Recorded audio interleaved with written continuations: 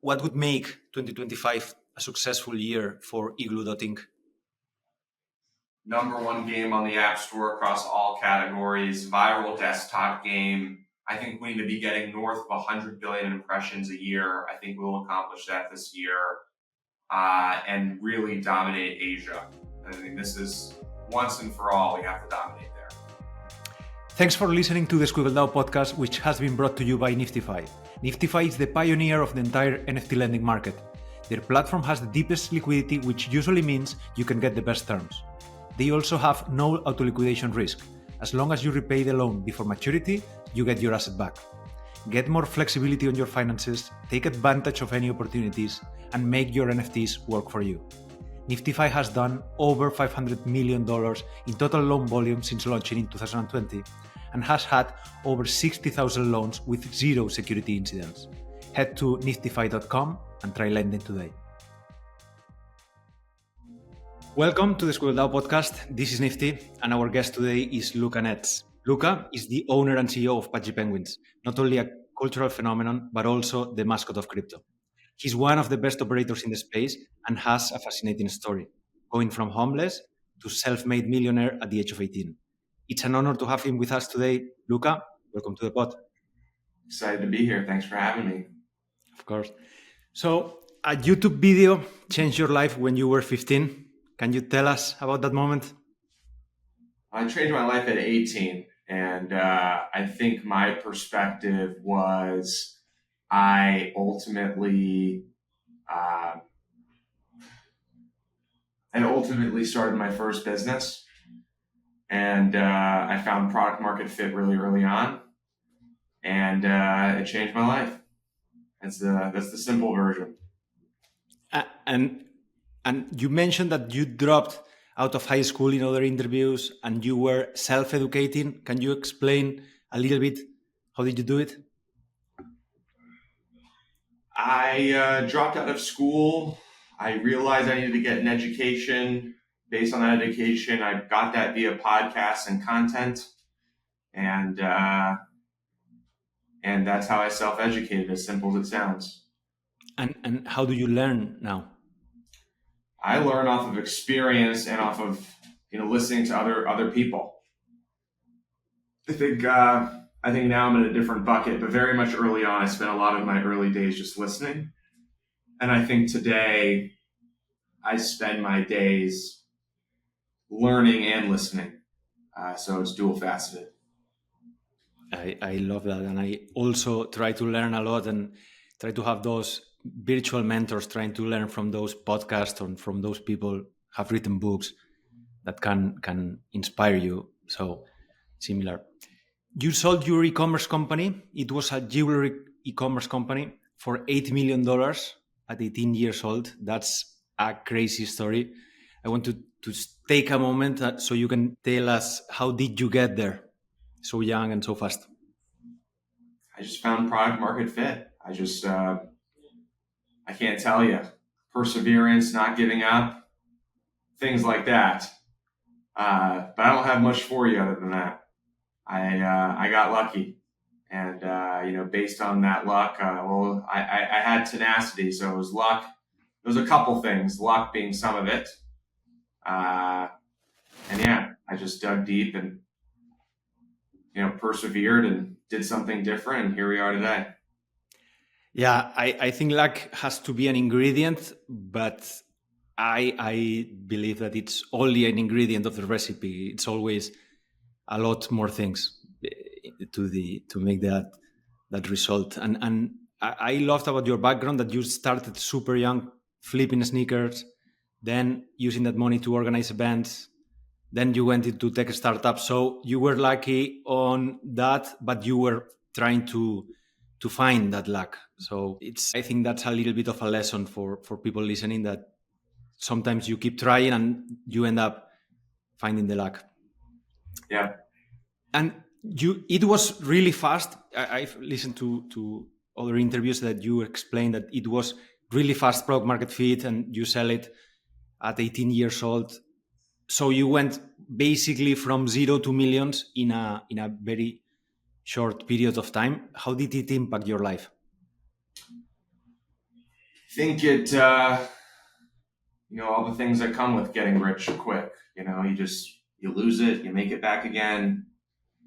I think life got a little bit easier in terms of, better food, better places to live, but also came with its own set of problems. So um, it's not too atypical to anybody who makes money young.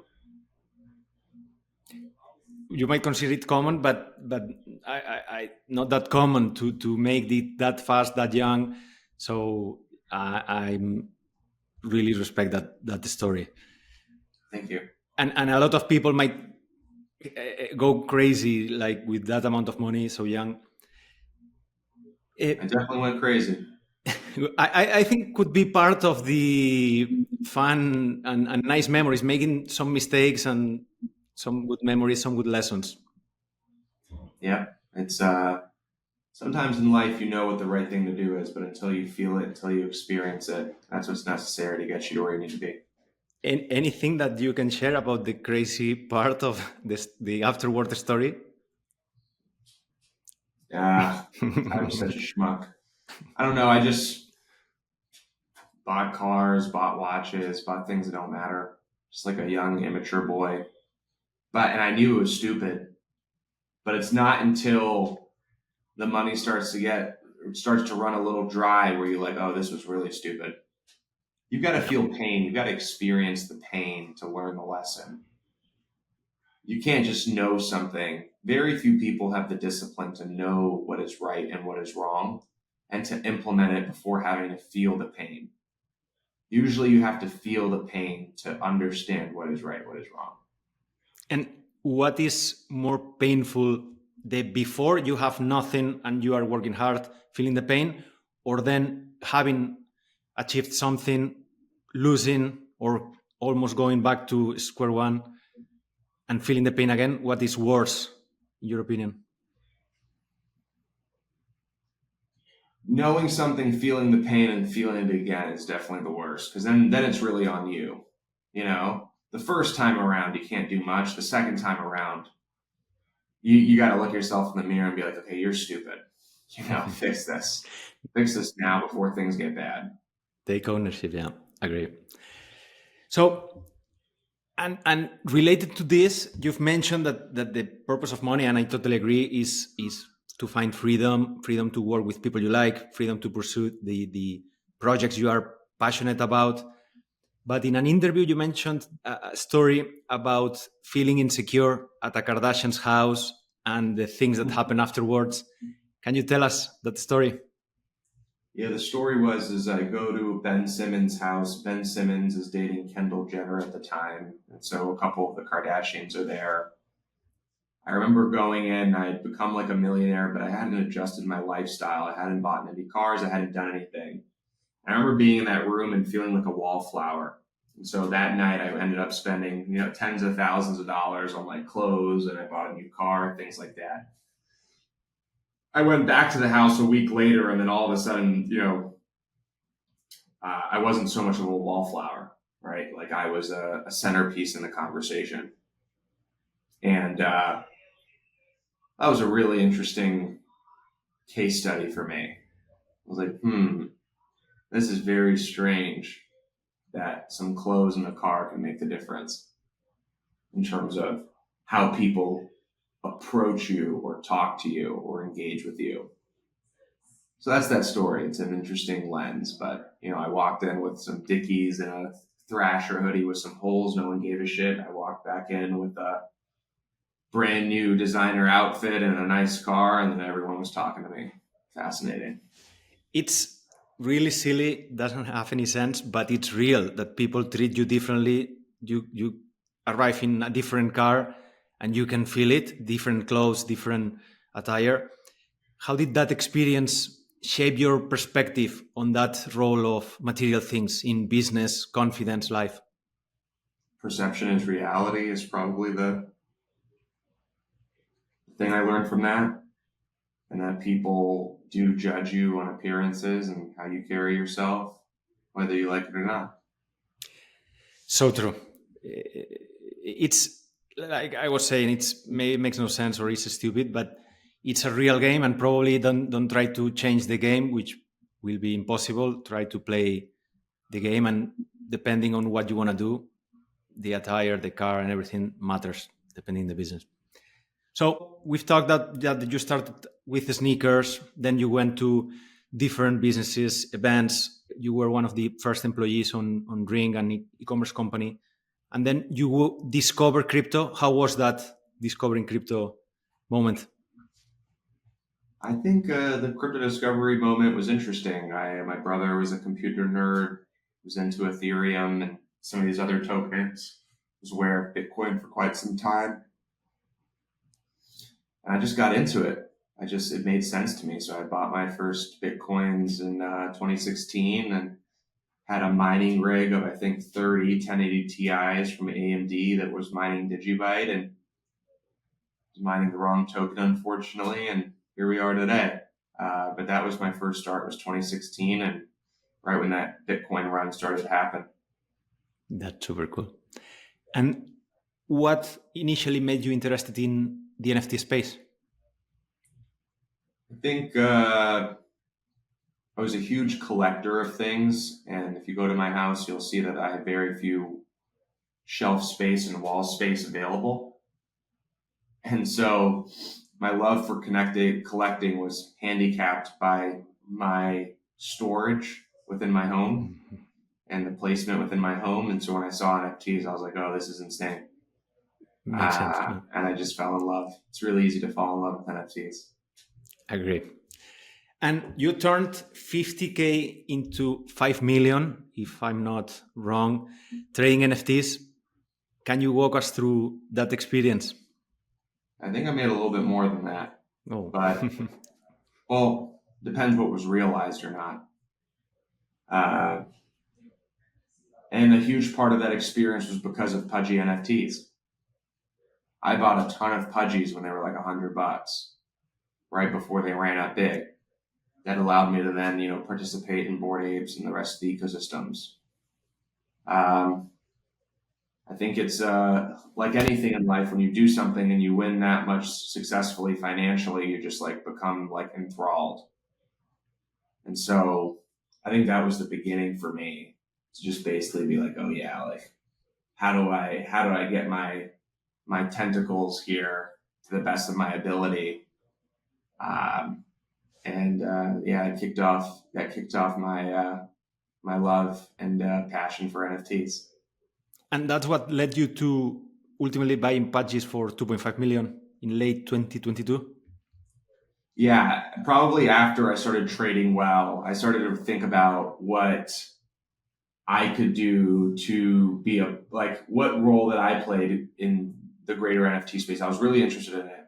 Subsequently, a friend of mine had reached out to me, and he had told me that he wanted to do an NFT project. And he didn't know how to market it, and if I could help him market it.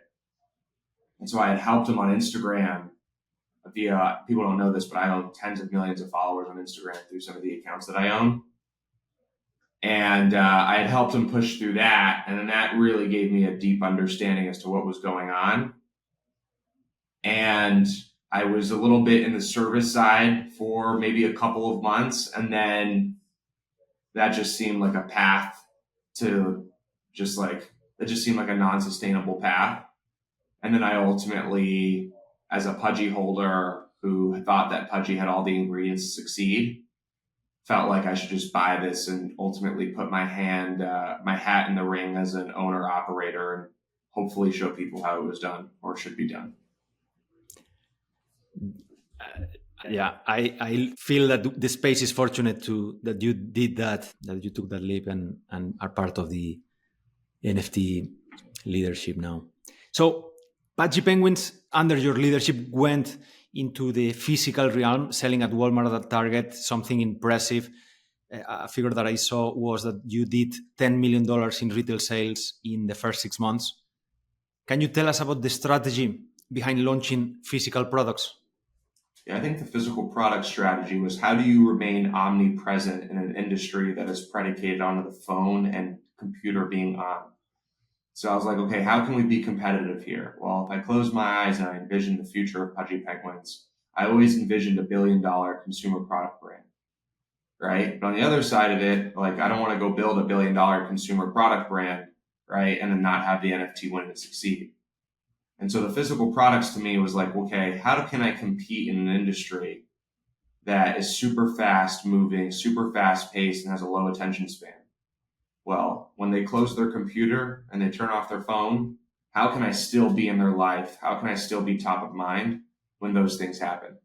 And so, from my perspective, that was really the bulk behind the strategy. People thought for the longest time we were in the toy business. The toys are marketing vehicles to the IP business.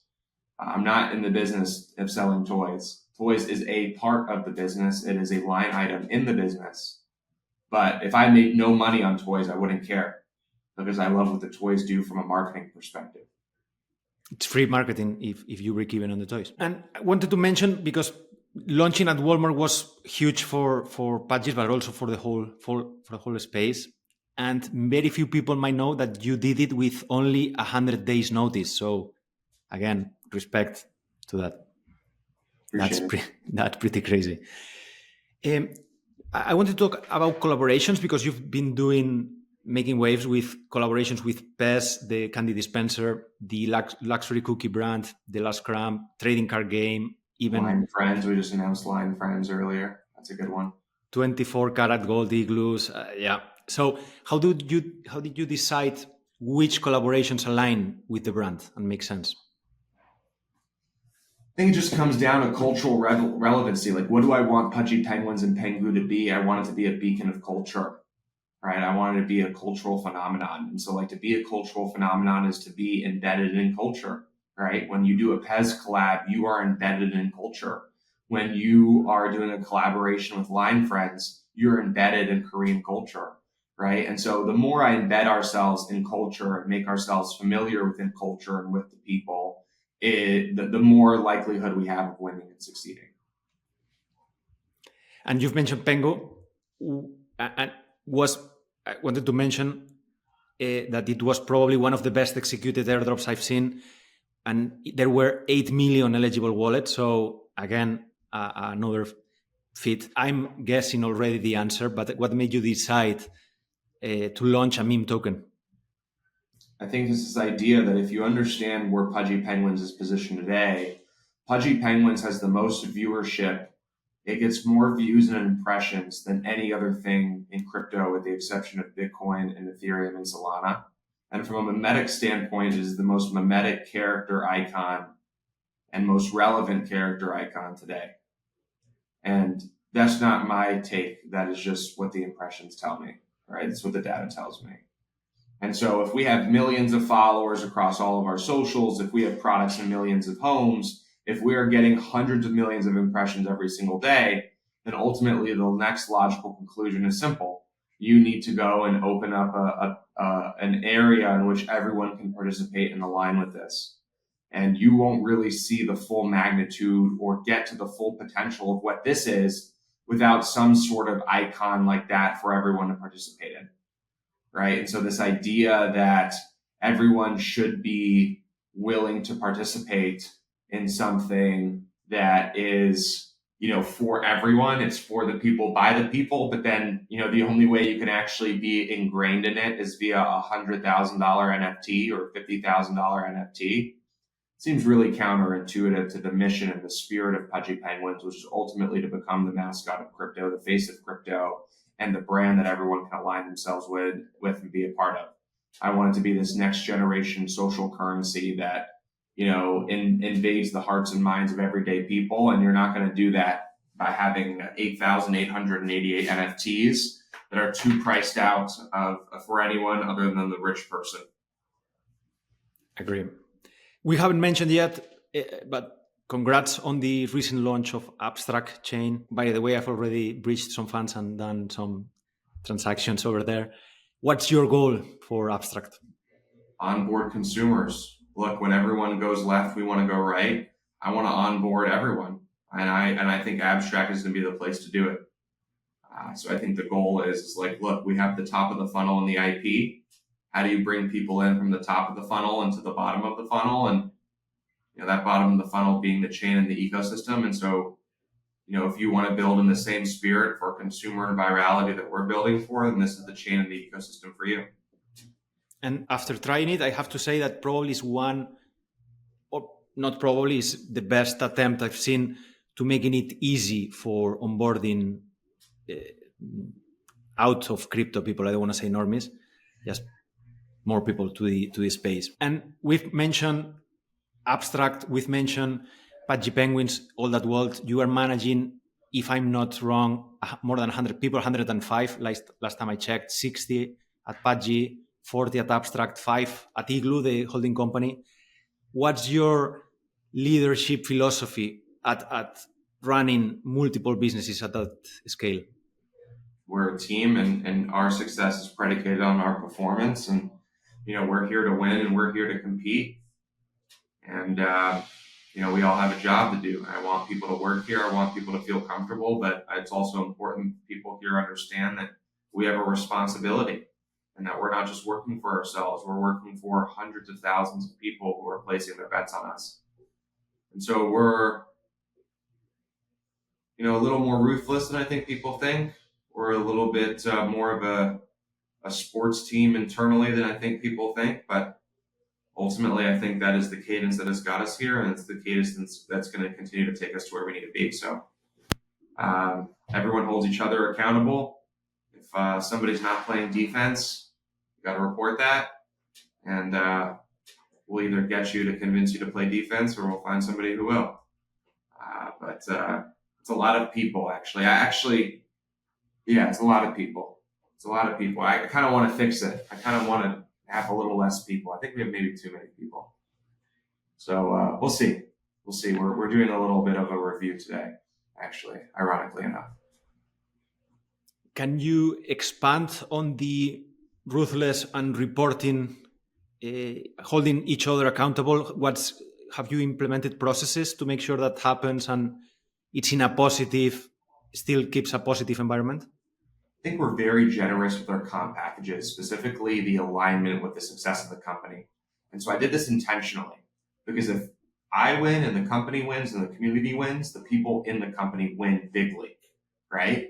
Like really bigly. And so from our perspective, because I'm so generous and I'm so keen on aligning the people who make this company great, I also expect, right, that they take this with the same seriousness that I do, which is if this succeeds, our life has changed forever, right? And that's not just me saying that. Every single person in this organization can say that, right? All 105, maybe of the 105, 95 of them can say that. The other 10, you got to work up to that, right? You got to earn some stripes and put some months. You can't just get that working here day one, right? But I think that's kind of how I hold it accountable. It's less of a hey, you need to go harder on behalf of the company. It's hey, you need to go harder on behalf of yourself. Yourself and everyone. And if you align everyone really well, it's kind of a cheat code. Most people don't want to do it because they kind of think zero sum. But if I'm in the creative department and my career, my financial future, there's so much upside for me to succeed. And the guy right to me has some sort of similar financial upside, but I'm carrying his weight, I'm just going to throw him under the bus. Screw that. So it's this self-accountability system. If you align everybody and incentivize everybody enough, just like, yeah, I don't even need to tell you. You just hold them accountable. It takes care of it by itself. Yeah, I agree. So at the beginning of each year, we at Squiggle reverse engineer and ask ourselves what would be a successful year. If we go to December 2025, what would make this year a success? And there are lots of ideas, but normally there are 2 or 3 things that stand out and are the real big wins.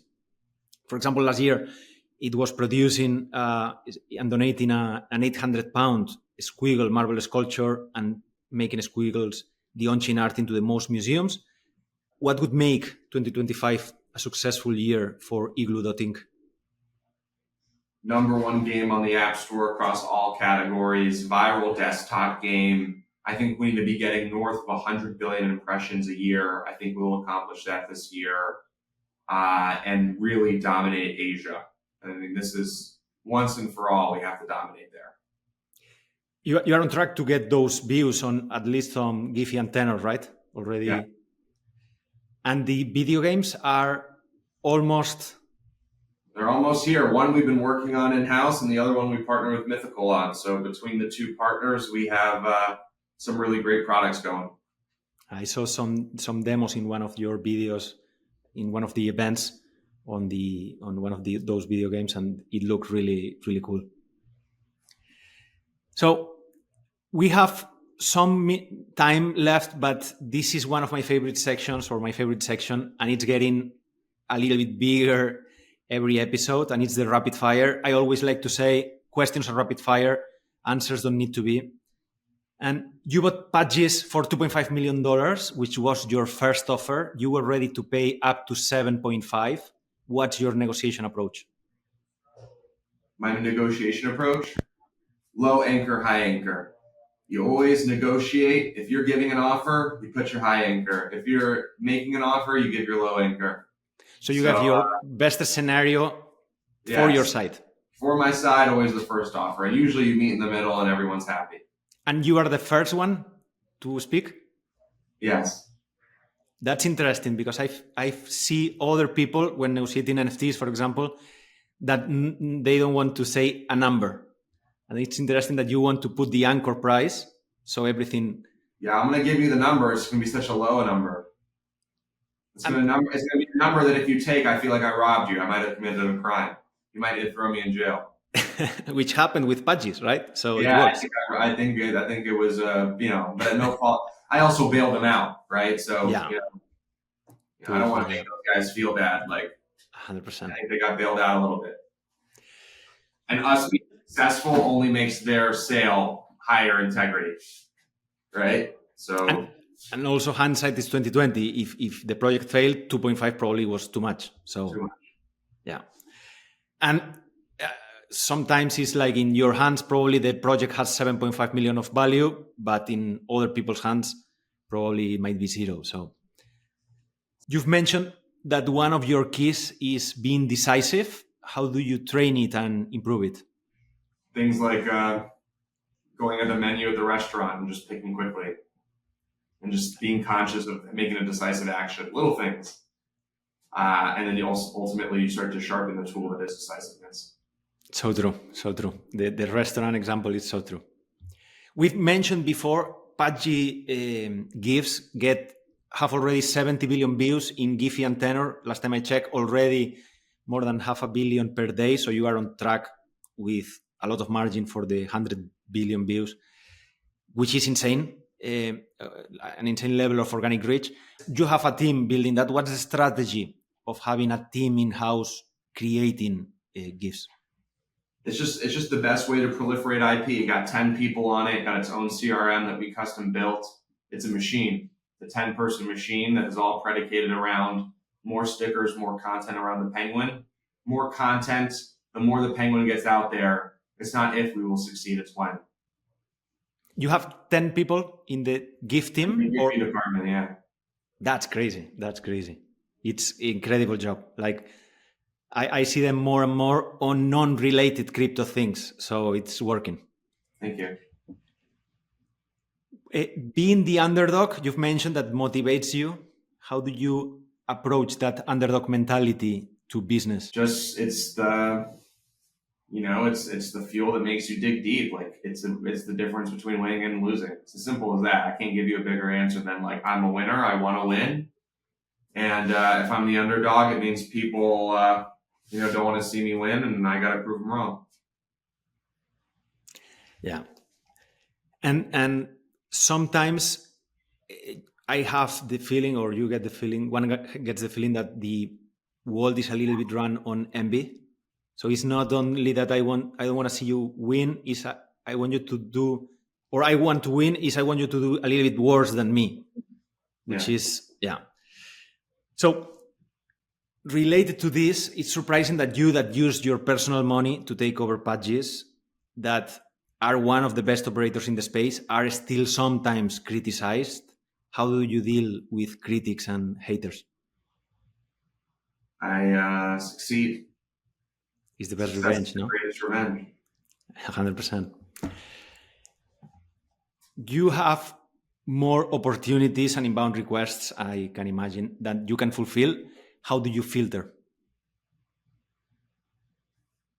I gotta know them. You know what I mean? I had 300 submissions to the little form. You filled it out. I know Squiggles down. So gotta go where I know so there's some sort of familiarity.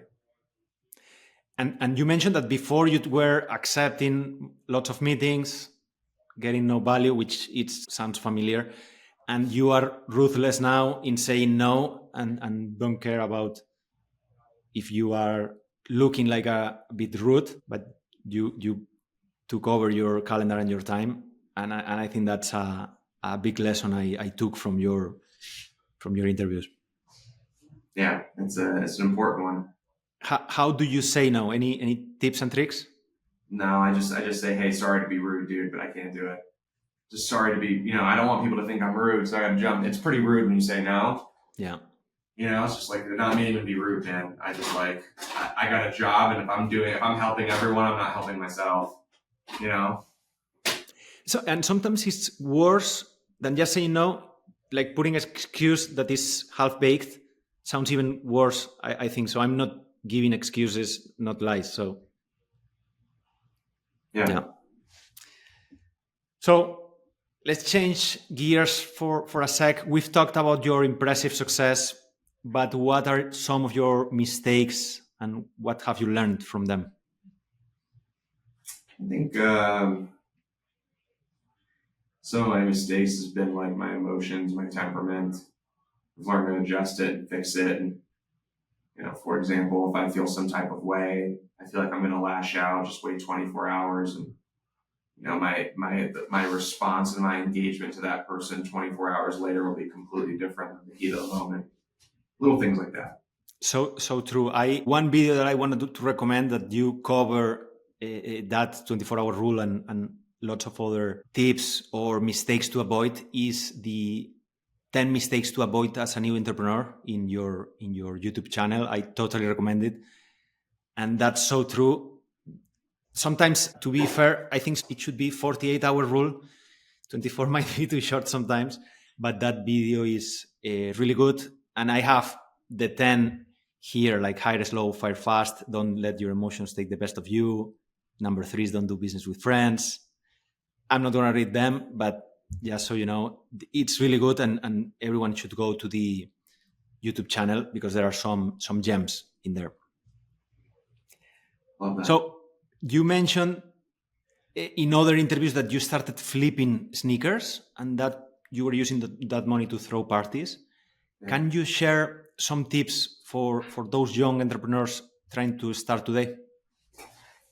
Yeah, I think flipping products is probably the easiest buy and sell, right? Like it's probably the first step in business. So, I can go to Costco and buy something on sale and sell it on Amazon or eBay for double the price, right? I can go find good deals. This is where I think everyone needs to get their feet wet first, right? Go buy something and go sell it for more, right? You don't need to make the brand. You don't need to do anything. Go buy some Supreme or some Nike. Go buy it for $200 and sell it for $250. Right? Figure that out. Figure out what that feels like. Feels good, dude. Feels really good. People underestimate it. It's a really, really good feeling. So that's my first advice. If you're a young entrepreneur, go buy and sell something. And I think those first $50 in profit can really change your life. The earlier you do it, probably the better, because those 50 might not mean anything when you are 30. But if you are 14, it might give you, as you were saying, that initial intro to the space. I completely agree. And last one is, how would you started when you were 15, 16 years old. How would you start today? Start the same way. I would start buying and selling, figure out a very straightforward hustle, and then expand. All right? Expand, but start buying and selling. That's the first place. I wouldn't know how to start any other way. Yeah, you get the revenues, expenses, risk, you lose some, the shipping expense, everything. So totally agree. Luca, trying to be respectful of your time. It's been I think it's been a short one, but a really good one, full of gems. Anything else you'd like to share? No, I just appreciate you taking the time, and excited for the people listening to come join the ecosystem, whether it's with our Pudgy NFTs or Pengu, and hope you guys are excited for the ride to come. Thank you so much for joining us. Your story is truly inspiring. Really appreciate you taking the time. In our audience, people can follow Luca on X at Luca Netz. Luca, thank you so much. Thank you, brother. Thank you for tuning in. If you found this episode valuable, don't forget to follow, scroll down, like, and share this content. We'd love to have you join the conversation in our open Discord section, so feel free to hop in and connect with us.